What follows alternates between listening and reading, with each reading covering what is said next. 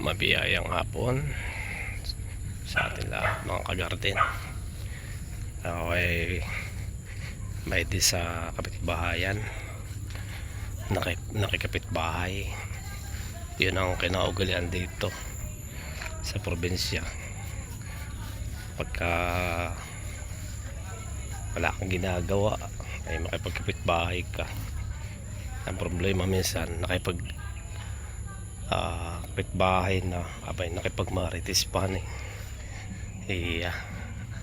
tinamang mga kagarden, kaganda ng palay.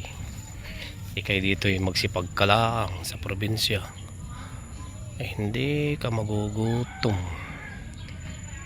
Yan ang hindi ko naranasan sa Maynila, yung ganitong klima.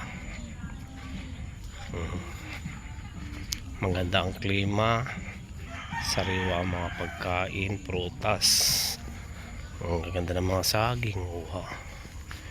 Napakayabong ng matataba ang palay, ibig sabihin ay laging inaalagaan.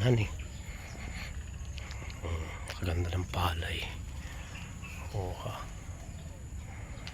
Talagang nasa sa tao na pagiging magugutom ay talagang sa probinsya ay isa ka ng tamad. Wala nang dahilan para magutom pa. Ang kailangan na lang ay sipag para tayo mabuhay dito sa ating mundo na ginagalawan. Siguro ay talagang ganon, kanya-kanya ng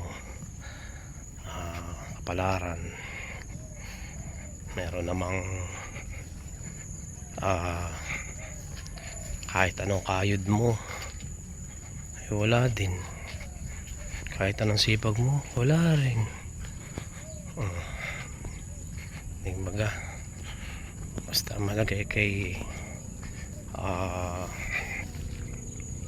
nabubuhay ka nang wala kang naapakang tao, wala kang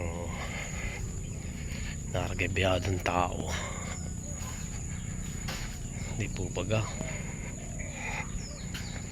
Ayan po, daming mga kuwan, marami kang puno, may santol, may kamyas.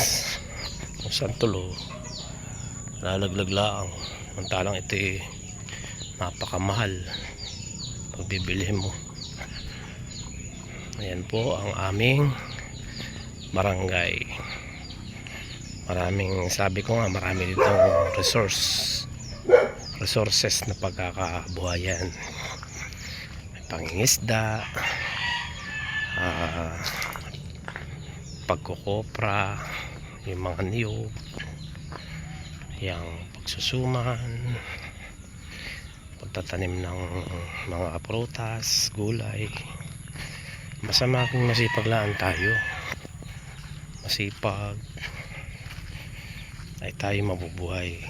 Pero kung tayo tamad ay walang mangyayari sa buhay natin, kundi umasa sa gobyerno. At minsan ay pagka hindi pa nakasali sa purpose o maninisi pa minsan, sana po maging tayo, maging masipag. Muli po, maraming pong salamat mga kagarden, maraming pong salamat sa pagsuporta lagi. At God bless po sa atin. Like and share po at pa-subscribe. Muli po, maraming salamat. God bless.